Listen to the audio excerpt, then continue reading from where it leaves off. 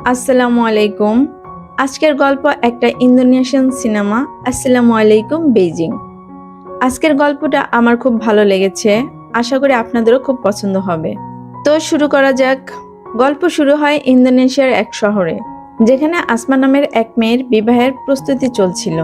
কিন্তু সে বিয়ের কদিন আগেই জানতে পারে তার হবু স্বামীর আনিতা নামের একটা মেয়ের সাথে সম্পর্ক ছিল। এমনকি আনিতার পেটে তার অনাগত সন্তানও বেড়ে উঠছিল। এসব কিছু শুনে আসমা নিজেকে আর সামলাতে পারে না।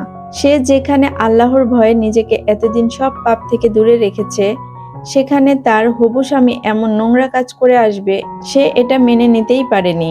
আপনার পছন্দের যে কোনো লাইট, ঝাড়বাতি বা অন্য যে কোনো শৌখিন পণ্য সরাসরি চীন থেকে কিনুন একটা ফোন কলের মাধ্যমে। আপনার পাশে আছে China Bangla logistics.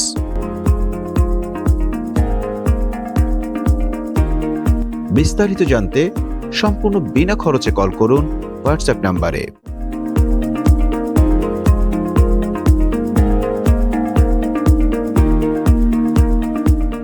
China Bangla logistics, 24 ঘন্টা আপনার পাশে। তাই সে তার বিয়েটা ভেঙে দেয়। আর এখন পরিবারের সবাই তার মানসিক কষ্ট এসব কিছু থেকে বেরিয়ে আসার জন্য আসমাকে তার বন্ধু সেকারের কাছে পাঠিয়ে দেয়, যে ছিল চীনের রাজধানী বেইজিংয়ে। এখন আসমা পৌঁছে যায় বেইজিংয়ে, আর সেখানেই এয়ারপোর্টের বাইরে তার জন্য অপেক্ষা করছিল সেকার আর তার স্বামী রেদওয়ান। তারা আসমাকে দেখে খুবই খুশি হয়ে যায় আর তাকে সোজা আসমার জন্য ঠিক করে রাখা অ্যাপার্টমেন্টে নিয়ে যায়। এখন পরদিন সকালে বেইজিংয়ে অবস্থিত ইন্দোনেশিয়ার সংবাদদাতা অফিসে আসমা চলে যায়। আসলে আসমার বান্ধবী সেকার তার জন্য সেখানে একটা চাকরির ব্যবস্থা করে দিয়েছে। আর পূর্ব পরিচিত থাকায় সেখানকার বস আসমাকে চীনের মুসলিমদের জীবনধারা এসব কিছুর উপর একটা ডকুমেন্টারি লেখার জন্য কাজ দেয়। আসমা সেই ডকুমেন্টারির টাইটেল দেয় আসসালামু আলাইকুম বেইজিং। বেইজিংয়ে ঘুরে ঘুরে ইনফরমেশন নেওয়ার জন্য সেকার আসমার জন্য একটা গাইড ঠিক করে দেয়। কিন্তু দুর্ভাগ্যবশত প্রথম দিন কোনো কারণে গাইড আসমাকে নিতে আসতে পারে না। আসমার দেরি করতে চায় না, তাই সে নিজেই বেরিয়ে পড়ে একাই বেইজিং শহর ঘুরে দেখতে। কিন্তু আসমা যখন বাসে ওঠে, সে কনফিউজড হয়ে যায় তাকে কোন স্টেশনে নামতে হবে এই বিষয়টি নিয়ে। এখানেই আসমাকে সাহায্য করে একটা লোকাল চাইনিজ ছেলে, যার নাম ছিল ইওয়ান।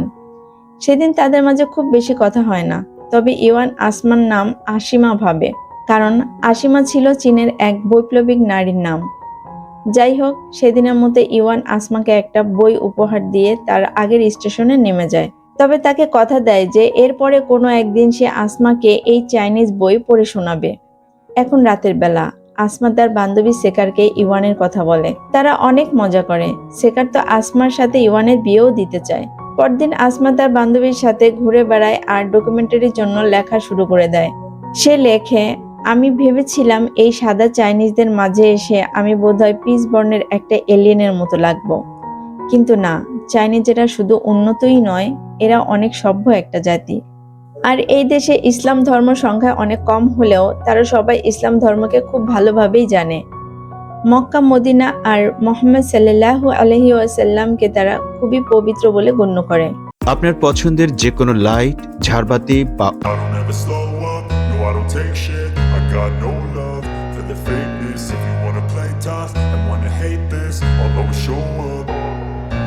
I don't ever slow up, no I don't take shit. I got no love for the fakeness. If you wanna play tough and wanna hate this, I'll always show up and make a statement. I don't ever slow up, no I don't take shit.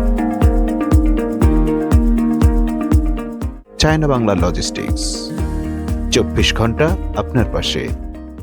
আর এই দেশে hijabi শুধু আমি আর আমার বান্ধবী একাই নই, আরো অনেক মুসলিম এদেশে বসবাস করে। এইসব লেখা প্রচ্ছদ করে পরের দিন সে তার বসের কাছে জমা দেয়। তার লেখা বসের খুবই পছন্দ হয়, তাই তার বস আজকে বেইজিং ঘোরার জন্য আসমাকে গাইডের ব্যবস্থা করে দেয়। এখন আসমা তার গাইড সানির সাথে দেখা করে। আসমা সানিকে বলে যে আজকে সে গ্রেট ওয়াল অফ চায়না দেখতে চায়।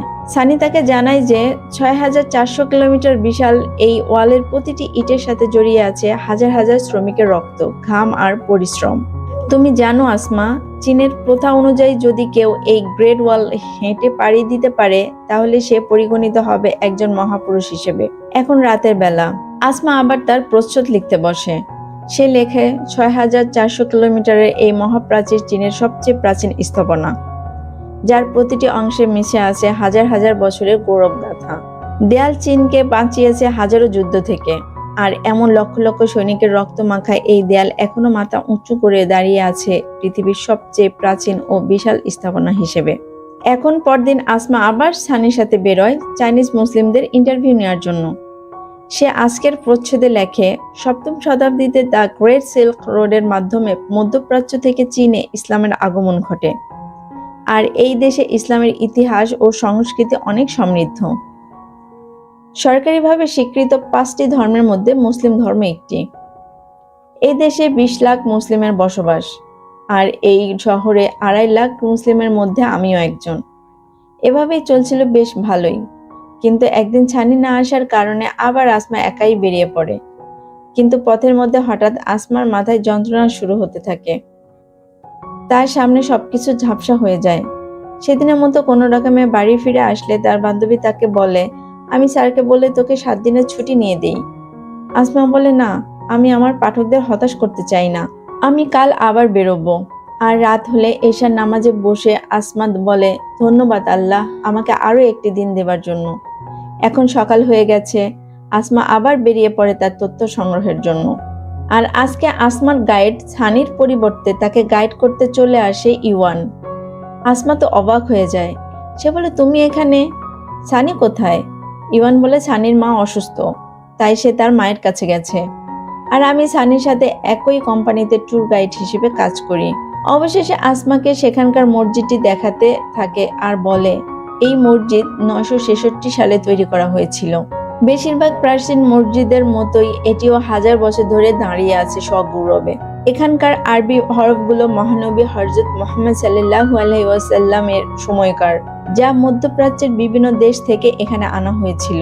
এখানে একটি প্রাচীন সূর্যঘড়ি আছে, যেটি দিয়ে নামাজের সময় নির্ধারণ করা হয়। এখন আসমা আর ইওয়ানের মাঝে অনেক কথা হয়। রাতের বেলা বাড়ি ফিরে এসব কিছুই আসমা নিজের ডায়েরিতে লিখে রাখে। পরদিন তারা দুজন আবার ঘুরতে বেরোয়। সেখানে ইওয়ান বলে, আমি যে গ্রামে থাকি সেটা অনেক গরিব আর দুর্গম। I don't ever slow up, no I don't take shit. I got no love for the fakeness. If you wanna play tough and wanna hate this, I'll always show up.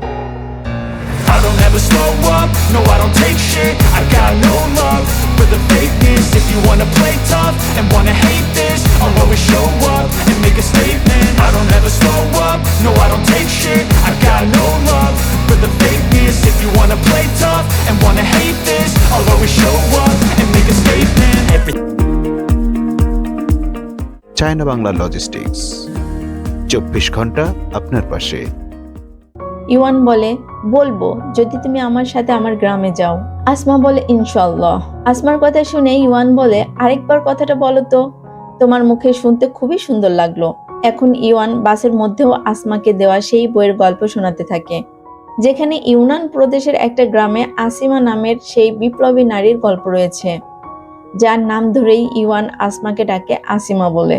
রাতের বেলা বাড়ি ফিরে আসমা তার বান্ধবীকে বলে, ইওয়ান আমাকে আগামী সপ্তাহে ইউনানে আসিমার মূর্তি দেখাতে নিয়ে যাবে। সেকার আসমার কথা শুনে বেশ খুশি হলেও সে বুঝতে পারে আসমা ধীরে ধীরে ইওয়ানের প্রেমে পড়ে যাচ্ছে। তাই সে আসমাকে বলে, যাই করো খেয়াল রেখো সে যেন মুসলিম হয়। আর এখনই তাদের দরজায় বেল বেজে ওঠে, আর আসমা দরজা খুলেই দেখতে পায় সেখানে দেওয়ান, অর্থাৎ সেই ছেলে যার সাথে আসমার বিয়ে ঠিক হয়েছিল। ছেলেটিকে দেখে সেকার আসমাকে নিয়ে জলদি ঘরে চলে যায়। সে বলে, ও এখানে কেন এসেছে? তুই এমন দুশ্চরিত্রার ছেলেকে আর সুযোগ দিস না। বলে দিলাম ইওয়ানই তোর জন্য পারফেক্ট। কিন্তু আসমা বলে, ভেবে দেখ সেকার, জাকার্তা থেকে ইউনান অনেক দূর, এটা নাও হতে পারে। এর চেয়ে দেওয়ানকে সুযোগ দেওয়াই ভালো হবে। সে সেকারের কথা অমান্য করে সেদিন রাতে দেওয়ানের সাথে দেখা করে। সেখানে দেওয়ান তার কাছে প্রচন্ড ভাবে ক্ষমা চায়। সে তার স্ত্রী আনিতা আর বাচ্চাকে ফেলে আসমাকে বিয়ে করতে চায়, কিন্তু এসব কিছু শুনে আসমা আবার শক্ত হয়ে যায়। সে বুঝে যায় আসলে দেওয়ান হয়তো তার জন্য নয়। আসমা দেওয়ানকে ছেড়ে সেখান থেকে চলে আসে। আর পরদিন সকালে সে আবার ইওয়ানের সাথে দেখা করে, কারণ আজকে তাদের টেম্পল অফ হেভেন দেখতে যাওয়ার প্ল্যান ছিল। কিন্তু এখানে আসমার পিছু পিছু দেওয়ান চলে আসে। সে বলে, আমি তোমাকে ড্রপ করে দেই। কোথায় যাবে বলো? আসমা তাকে ইগনোর করে চলে আসতে চায়, কিন্তু ইওয়ান বলে, চলো না, ওনার গাড়িতে করেই যাই। এখানে আসমা আর ইওয়ান দেওয়ানের গাড়িতে করে যেতে থাকে, কিন্তু পথের মধ্যে দেওয়ান ইওয়ানের প্রতি হিংসা থেকে আসমার সাথে তার সম্পর্ক কেমন, তাদের বিয়ে ঠিক হয়েছিল, তারা দেশে থাকতে কোথায় কোথায় ঘুরেছে, এসব For the taking. Now that I've been put through hell, I never got anyone's help. I had to do it all myself. I don't ever slow up, no I don't take shit. I got no love for the fakeness. If you wanna play tough and wanna hate this, I'll always show up and make a statement. I don't ever slow up, no I don't take shit. I got no love for the fakeness. If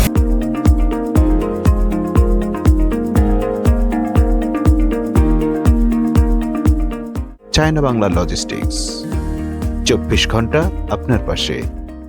কিন্তু এতক্ষণে তারা সেই স্বর্গের মন্দির বা temple of হেভেনে পৌঁছে যায়। আর এখানেও আসমা যথাসম্ভব চেষ্টা করে দেওয়ানকে ইগনোর করে ইওয়ানের কাছাকাছি থাকতে। আর এসব কিছু দেখে দেওয়ান যেন রেগে লাল হয়ে যাচ্ছিল। এখানে ইওয়ান সে মন্দির নিয়ে বলতে থাকে। সে বলে, এই যে চারকোনা মন্দির, এটা হলো পৃথিবীর, আর ওই যে গোলাকার, ওইটা হলো স্বর্গের মন্দির। আসলে স্বর্গ নরক সবকিছুই এই পৃথিবীতেই আছে, শুধু আমাদের অনুভব করতে হবে। আর এবার দেওয়ান যেন ইওয়ানের ওপর চড়াও হয়ে যায়। সে বলে, এসব উল্টাপাল্টা কথা বলছো কেন তুমি? তুমি কোন ধর্মের লোক? ইওয়ান বলে, এখানে ধর্ম কেন আসবে বলো তো? এটা তো একটা ঐতিহাসিক জায়গা। আমি তো শুধু এই জায়গার বর্ণনা দিচ্ছিলাম। তবে আমি স্রষ্টায় বিশ্বাস করলেও ধর্মগুলো নিয়ে আমার যথেষ্ট সন্দেহ আছে। সেখান থেকে তারা সবাই খেতে বসে। পরদিন অফিসে দেওয়ান আসমাকে একটা ফুলের তোড়া পাঠায়, আর সেখানে লিখে পাঠায়, আসমা, আমি জানি তুমি রেগে আছো আমার উপর। আমাকে মেনে নিতে তোমার অনেক সময় লাগবে, তাই আমি ইন্দোনেশিয়ায় ফিরে যাচ্ছি। আর এসব কথার মধ্যে হঠাৎ অফিস রুমে আসমা আবার মাথার যন্ত্রণায় অজ্ঞান হয়ে পড়ে। সেকার জলদি তাকে হাসপাতালে নিলে ডাক্তার তাকে জানায় আসমার ব্রেইনে ভয়ানক সমস্যা হয়েছে। সে যে কোনো সময় স্ট্রোক করতে পারে, এমনকি অন্ধ হয়ে যেতে পারে। সেকারের সামনে যেন সবকিছু অন্ধকার হয়ে আসে। চোখের সামনে প্রিয় বান্ধবীর এমন অবস্থা সেকারকে যেন ভিতর থেকে নাড়িয়ে দেয়। আর আসমা সেকারের চেহারা দেখেই বুঝে যায় তার হয়তো কিছু ভয়ানক রোগ হয়েছে। এদিকে পরদিন আসমা ইওয়ানের সাথে দেখা না করায় ইওয়ান ছুটে আসে আসমার অফিসে। আর সেখানে সেকার ইওয়ানকে একটা চিঠি দিয়ে বলে, এটা আসমা আপনাকে দিতে বলেছে। ইওয়ান তার কাঁপা কাঁপা হাতে চিঠিটা খুলে ফেলে। সেখানে আসমা লিখেছিল, দুঃখিত ইওয়ান, আমি তোমার সাথে ইউনানে যেতে পারলাম না। আমার কিছু সমস্যা হয়েছে, তাই ইন্দোনেশিয়ায় ফিরে যেতে হচ্ছে। হয়তো আমি আবার ফিরে আসব, আর সেদিন তোমার সাথে সেই আসিমার মূর্তি অবশ্যই দেখতে যাব। ততদিন সেই মূর্তিটা সেখানে থাকবে তো ইওয়ান? তুমি না হয় আমার জন্য ধরেই রেখো। ইতি আসমা। এদিকে ইন্দোনেশিয়ায় ফিরে এতদিনে আসমা পুরোপুরি শয্যাশয়ী হয়ে গেছে।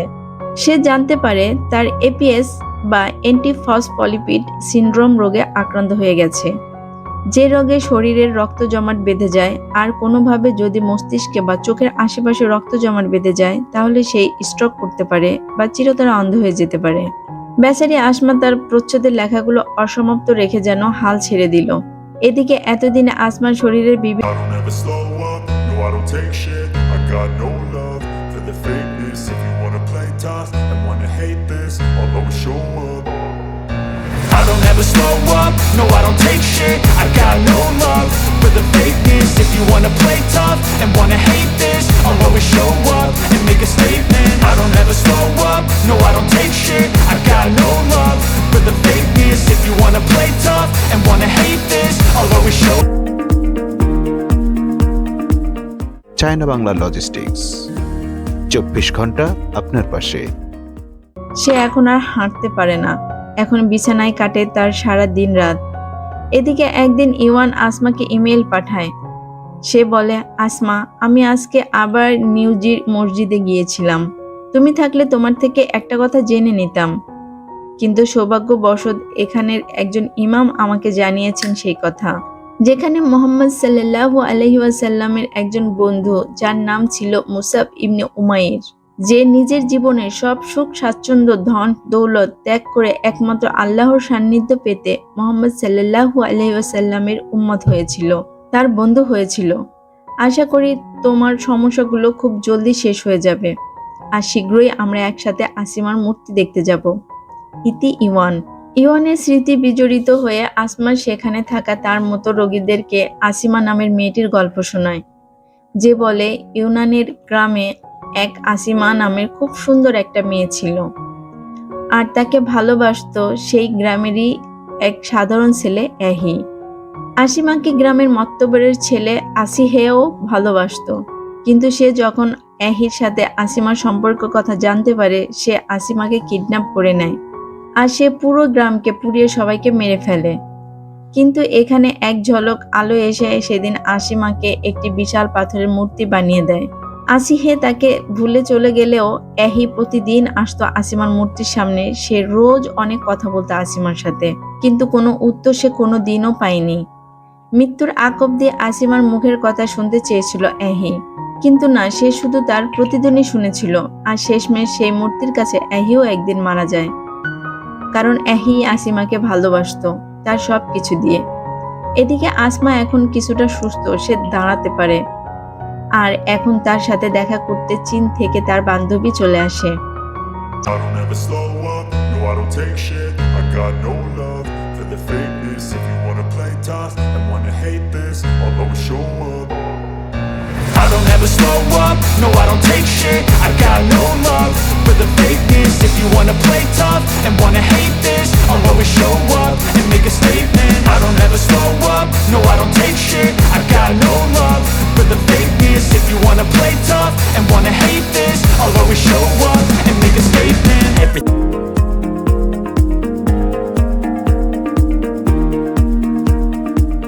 চায়না বাংলা লজিস্টিক্স, 24 ঘন্টা আপনার পাশে।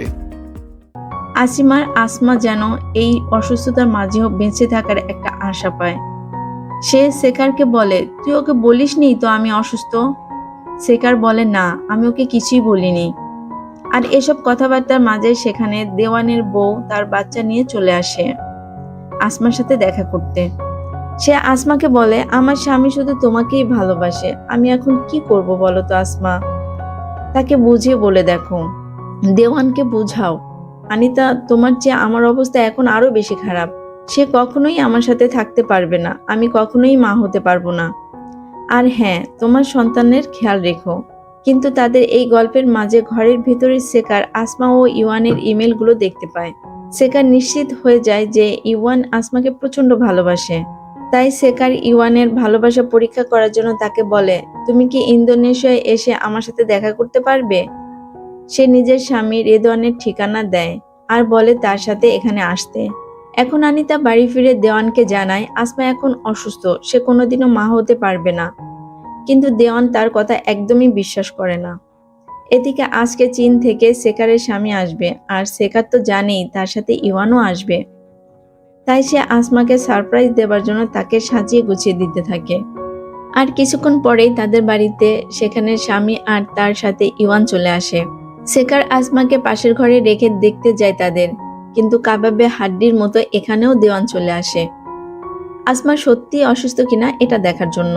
কিন্তু আজকের দিনটাই ছিল এক বিশালময় দিন, কারণ ততক্ষণে পাশের রুমে থাকা আসমার মাথায় আবার প্রচন্ড যন্ত্রণা শুরু হয়ে যায়। তার চোখের সামনে সবকিছু অন্ধকার হয়ে আসতে থাকে। তখনই সেখানে সেকার দৌড়ে আসে আর তাদেরকে জলদি আসমার কাছে নিয়ে যায়। আর হায় অসুস্থতা যে ইওয়ান তার কাছে এলো এত দূরের পথ পাড়ি দিয়ে, তাকে আর আসমা দেখতে পারল না। সেই ইওয়ানের কাছে গিয়ে প্রথমবার তাকে স্পর্শ করে। তার চোখ মুখ নাক স্পর্শ করে যেন অন্তর দিয়ে হলেও আরেকটা বার তাকে দেখার জন্য আসমার হৃদয় খুব কাঁদতে থাকে। আপনার পছন্দের যে কোনো light, ঝাড়বাতি I don't ever slow up, no I don't take shit. I got no love for the fakeness. If you wanna play tough and wanna hate this, I'll always show up. I don't ever slow up, no I don't take shit. I got no love for the fakeness. If you wanna play tough and wanna hate this, I'll always show up and make a statement. I don't ever slow up, no I don't take shit. I got no love for the fakeness. If you wanna play tough and wanna hate this, I'll always show up and make a statement. কিন্তু তখনই আসমা সেখানে অজ্ঞান হয়ে পড়ে যায়। আসমাকে হাসপাতালে ভর্তি করা হয়। আর এখানেই দুধের মাছির মতো দেওয়ান আসমার দায়িত্ব ইওয়ানের উপর দিয়ে নিজে সেখান থেকে পালিয়ে যায়। আর এখন আসমা পুরোপুরি অজ্ঞান, কবে তার জ্ঞান ফিরবে ডাক্তাররাও জানে না। কিন্তু ইওয়ান দেওয়ানের মতো এত ভীতু ছেলে নয়। সে ছায়ার মতো আসমার পাশে থাকে আর তার সেবা করতে থাকে। তাকে রোজ সেই ইওয়ানের আসিমার গল্প শোনাতে থাকে, তার পাশে বসে রাত দিন কাটিয়ে দেয়। আর এমন অসুস্থতার মাঝে সে আসমার মাকে বলে, আমি আসিমাকে বিয়ে করতে চাই, আমিও সব দায়িত্ব নিতে চাই ইনশাল্লাহ। ইওয়ানের মুখে ইনশাল্লাহ শুনে আসমার মা যেন অবাক হয়ে যায়, তার দিকে তাকিয়ে থাকে। ইওয়ান বলে, হ্যাঁ আমি বলেছি, আপনার মেয়ে আমাকে এই আলোর পথে এনেছে। আমি ওর জন্যই সঠিক সত্য পথের আলোয় আলোকিত হয়েছি। আমি ইসলামের ছায়াতলে এসেছি আর আমি এখন আসমার সাথে ছায়ার মতো থাকতে চাই, তার চোখের আলো হতে চাই। আল্লাহর হেদায়েত প্রাপ্ত হয় ইওয়ান। আর এদিকে আল্লাহর রহমতে আসমাও কিছুটা সুস্থ হতে থাকে। ডাক্তারেরা জানায় আসমার প্রথমে চোখে সমস্যা হলেও এই স্ট্রোকে তার চোখ বেঁচে গেছে, কিন্তু সে কথা বলার শক্তি হারিয়ে ফেলেছে। সে আর কোনোদিন কথা বলতে পারবে না। যাই হোক, জবান শক্তি ছাড়াই এখন আসমা আবার ধীরে ধীরে সুস্থ হয়ে যাচ্ছিল। আর সে একদিন সেকারকে লিখে লিখে জানাচ্ছিল যে সেই ইওয়ানের এমন আবেগী ভালোবাসায় একদম বিশ্বাস করে না। আসমা মনে করে ইওয়ানকে সে কোনো দিনও কিছুই দিতে পারবে না। সে ভয় করে যে ইওয়ান হয়তো তাকে করুণা করছে, হয়তো কিছুদিন পরেই ইওয়ান তাকে ছেড়ে চলে যাবে। কিন্তু এসব লেখার কাগজ আসমার হাত থেকে ইওয়ান নিয়ে নেয়। আর সে সবকিছু পড়ে আসমাকে জানায়, হ্যাঁ তুমি ঠিকই বলেছ, আমিও তোমার মতো ভয় পাচ্ছি। আপনার পছন্দের যে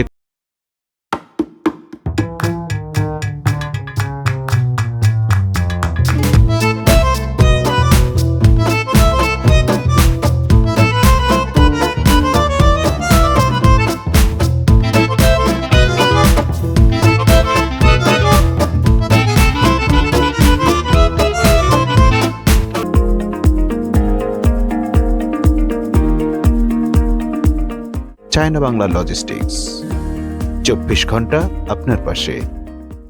ভয় পাচ্ছি এটা ভেবে যে আমি কি এমন মানুষ হতে পারবো যে তোমাকে সুখী আর জান্নাতের পথে নিয়ে যেতে পারবে। পরিপূর্ণ ভালোবাসার জন্য পরিপূর্ণ শরীরের কোনো দরকার নেই।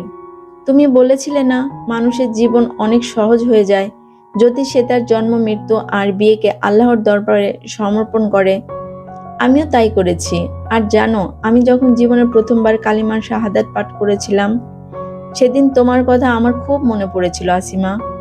তুমি আমার সেই হেদায়েতের ওসিলা, তুমি আমার আলোকবর্তিকা। আমি তোমাকে বিয়ে করতে চাই আসিমা। তুমি আমার সাথে একসাথে জান্নাতের পথে যেতে চাও। আসমা হয়তো মনে মনে এমনই কাউকে চেয়েছিল। হয়তো আল্লাহ আসমার ধৈর্য আর পবিত্রতার প্রতিদান দিয়েছে ইওয়ানকে তার জীবনে পাঠিয়ে। আর এখন আসমাও কাঁদতে কাঁদতে মাথা নেড়ে এই বিয়েতে সম্মতি জানায়। কিছুদিনের মধ্যেই তাদের বিয়েও সম্পন্ন হয়ে যায়। আর এখন ইওয়ান তার কথা রাখতে আসিমাকে আবার চিনে নিয়ে যায়।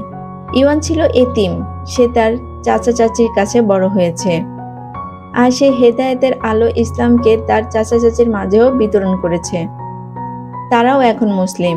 আসমা এখন ইমেইলে তার মাকে জানায় ইওয়ানের চাচা অনেক বড় আয়ুর্বেদিক একজন ডাক্তার। সে তাকে 3 বেলা খাবার জন্য একটা প্রাকৃতিক ওষুধ দেয়। আর সে ওষুধ খেয়ে 5 মাস হলো সে আর মাথায় ব্যথা পায় না। এখন সে অনেকটা সুস্থ। এদিকে এখন ইওয়ান তাকে নিয়ে যায় সেই আসিমার মূর্তি দেখাতে, যেটি ইউনান প্রদেশে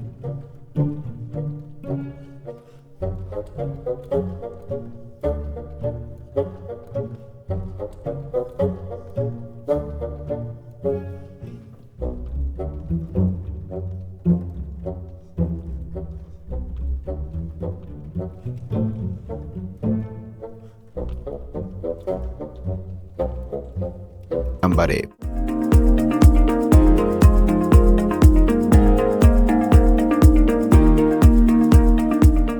চায়না বাংলা লজিস্টিক্স, 24 ঘন্টা আপনার পাশে। আর সেই মূর্তির সামনে গিয়ে ইওয়ান আসমাকে বলে, জীবনে যাই হয়ে যাক না কেন আসিমা, তোমাকে এমনভাবে ভালোবাসবো। এখন আসমা তার বোবা মুখ থেকেও যেন কষ্ট করে শব্দ বের করে হাত নাড়িয়ে ইওয়ানকে কিছু একটা বোঝাতে চায়। কিন্তু ইওয়ান আসিমাকে থামিয়ে দিয়ে বলে, আসমা, তুমি কি জানো, এহেও প্রতিদিন আসিমার মূর্তির সামনে এসে কথা বলতো। তার কোনো প্রতি উত্তরই সে কোনোদিন পায়নি। আমারও তোমার কোনো প্রতি উত্তর কখনোই চাই না। আমি জানি তুমি আমাকে কতটা ভালোবাসো। তুমি আমার আসমা নও, তুমি আমার আসিমা। এদিকে আরো কয়েক মাস কেটে যায়। তারপর একদিন ইওয়ান জানতে পারে আসমা এখন গর্ভবতী। আর আল্লাহর রহমতে তারা এখন অনেক খুশি। আর এরই সাথে সাথে আজকের গল্প শেষ হয়ে যায়।